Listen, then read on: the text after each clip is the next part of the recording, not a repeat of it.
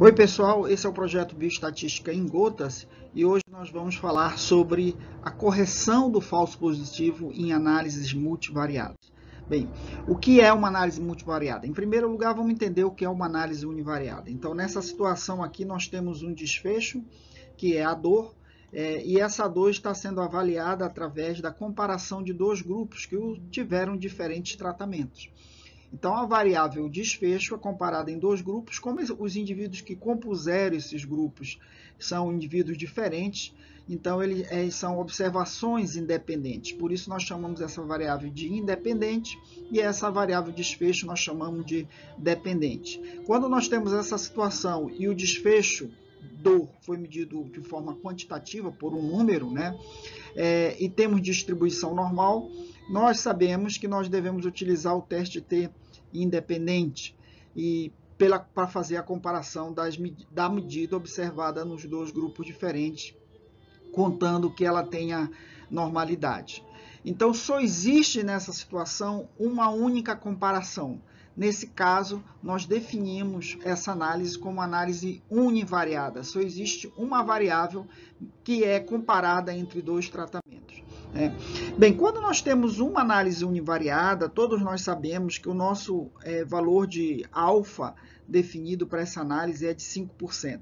Portanto, nós definiremos que há uma diferença significativa entre os dois grupos quando o valor de P, a probabilidade de erro, for menor ou igual a 0,05. Ou seja, ao afirmar que a diferença, aceitando essa hipótese alternativa, eu tenho até 5% de chance de erro, portanto, eu vou ter 95% de acerto. Se eu tenho 5% de erro, eu tenho 95% de acerto, que em estatística nós chamamos de confiança. Bem, a probabilidade de erro, na verdade, ela é o valor, assume o valor de 1, menos o intervalo de confiança. Então, 1 menos 95% seria 5% ou 0,005. Isso quando nós fazemos uma análise univariada. Quando nós temos vários agrupamentos, né, e observando que essas medidas são independentes, ou seja, os indivíduos que compõem cada grupo, eles independem um do outro, eles são diferentes. E se nós formos utilizar, por exemplo, um teste T, eu tenho três possíveis comparações, A com B, A com C e B com C. Cada comparação dessa tem um intervalo de confiança 95%, que é o que eu estou definindo como padrão. E, obviamente, que se nós fizermos essas comparações com o teste T, 1 com 2, 2 com 3 e 1 com 3, nós inflaremos o erro.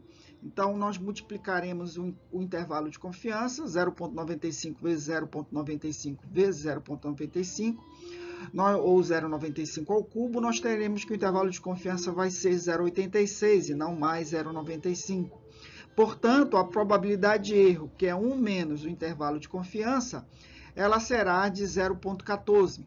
Então, se eu comparar esses três grupos através de teste T, nós teremos 14% de chance de um falso positivo, ou seja, de dizer que há diferença em pelo menos uma dessas comparações, quando na verdade não há.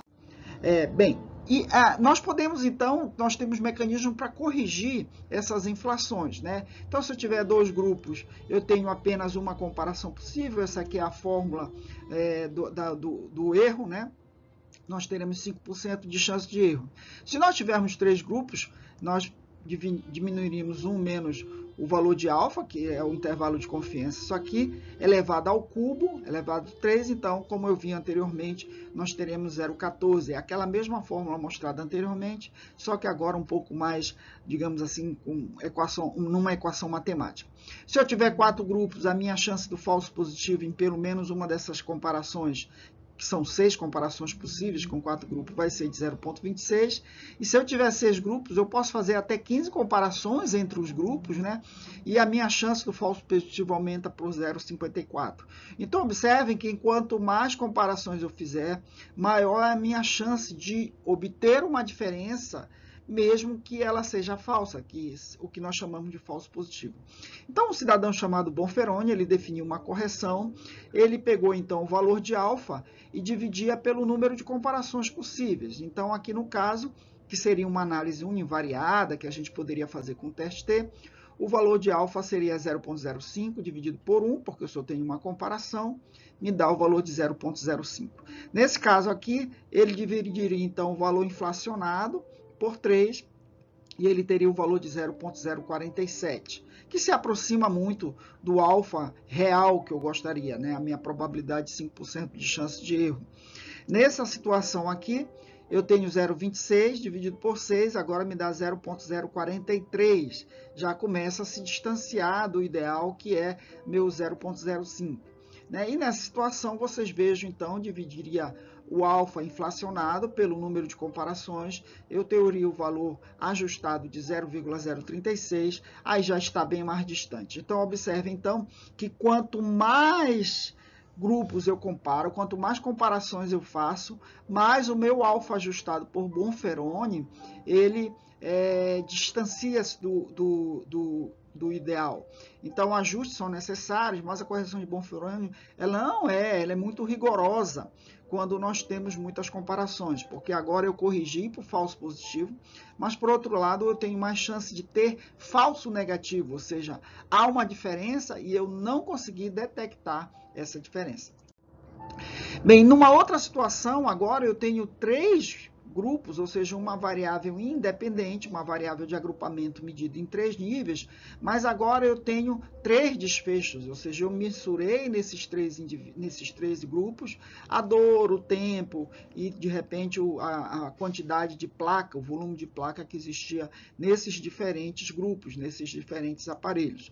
Bem, vejam que aqui, quando eu considero esses 3 grupos, eu considero que as observações são independentes. Então, numa analogia, seria como se esses 2 indivíduos tivessem que decidir por qual caminho eles vão e eles decidissem de forma independente, ou seja, de repente, eles poderiam ir pelo mesmo caminho, mas eles poderiam ir por caminhos diferentes, porque a decisão de um não influencia a decisão do outro. Nesse caso aqui, não. Pode haver alguma relação entre esses indivíduos, ou seja, pode ser que, por exemplo, a quantidade de sujo, de placa nos dentes tenha relação com o tempo de tratamento, pode ser que a dor tenha relação com a quantidade de placa, de inflamação nos dentes. Então, nesse caso, esses 2 indivíduos têm alguma relação de dependência.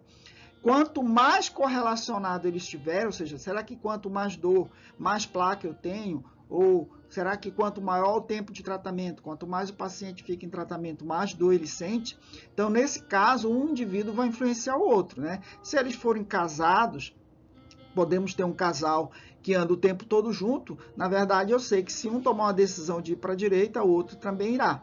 E pode ser um casal que não, ora tome decisões juntas e ora não tome. Então, aí a correlação dessas variáveis pode ter diferente comportamento. É por isso que nós chamamos essas variáveis de dependentes, porque ela tem um potencial muito grande de ter correlação uma com a outra. Nesse caso, gente, o ajuste não vai ser semelhante ao anterior, como eu mostrei na correção de Bonferroni, porque nós devemos considerar que agora esses indivíduos correspondem, no caso, a variáveis que têm alguma correlação entre elas, Então, para isso, o melhor ajuste é feito através de uma múltipla análise de variância, ou uma MANOVA, Ou se, no caso, você estiver trabalhando com 3 grupos. Se estiver trabalhando com 2 grupos também, só que é uma MANOVA específica, que é a MANOVA de Rotring. Então, eu coloquei aqui 3 exemplos. Nesse primeiro exemplo, vejam que eu tenho 19 variáveis dependentes, são medidas feitas no crânio, portanto, pode ser que quando a maxila esteja para frente, a mandíbula também esteja, elas podem guardar alguma correlação. Então, o primeiro teste que eu rodei, eu tenho 2 grupos diferentes, então, nesse caso aqui, cabe uma MANOVA. Observem que o primeiro teste que eu vou fazer é uma MANOVA. E o valor já me deu não significativo. O mais indicado aqui é o traço de Rotling, que é feito para comparação de 2 grupos. Vejam que não houve diferença. Então, eu esqueço todas as análises univariadas. Isso aqui é como se eu estivesse aplicando um teste T para essa variável, outro teste T para essa. Esses são os valores da análise do teste univariado.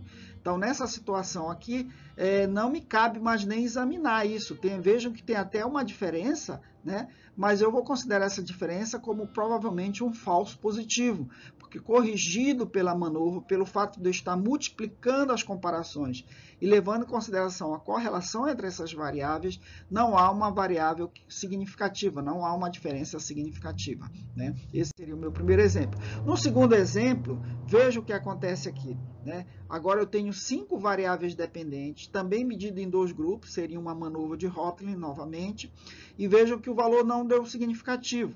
Então, novamente, olha, essa variável aqui, que numa análise univariada seria significativa, ela vai ser corrigida e ela não vai ser considerada, porque o valor de P da MANOVA, que é o teste maior, vai me dizer que essa variável aqui tem grande chance, tem uma chance maior de 5% de ser um falso positivo, ok? Por outro lado, vocês vejam que isso coincide com a correção de Bonferroni, porque se eu pegasse esse valor, né, de 5 comparações, então se eu pegasse o valor de alfa, que é igual a 0,05, e dividisse esse alfa a 0,05 por 5, porque eu vou ter 5 comparações possíveis, são 5 variáveis, né? Então, meu valor de alfa vai ser igual a 0,05 dividido por 5, vai ser igual a 0,01. Portanto, esse valor é maior que 0,01, então ele também vai ser considerado negativo. Mas a correção já está me dando isso pela MANOVA, porque eu estou considerando que as variáveis guardam ou podem guardar a relação de dependência entre elas. Tá? Nesse terceiro exemplo, eu apenas modifiquei alguns dados. Vejam que são as 5 variáveis dependentes também medidas em 2 grupos. De novo, nós vamos examinar o traço de Hotelling, embora os valores de P aqui para a MANOVA sejam semelhantes. Observem que sim, aqui me indicou que há uma diferença. Ela não é muito grande, mas há uma diferença. Então, aí sim eu vou considerar os testes univariados, porque já houve a correção do falso positivo.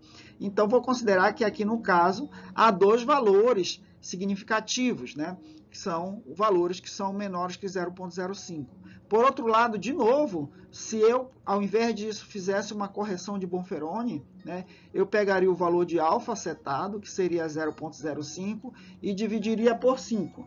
Nesse caso, então, quando eu dividisse por 5, o valor seria 0,01, nós vimos isso ainda agora há pouco, e eu consideraria esses 2 valores numa análise univariada, se eu fizesse, por exemplo, vários testes T ou várias análises de variância, eu consideraria esses valores como não significativos.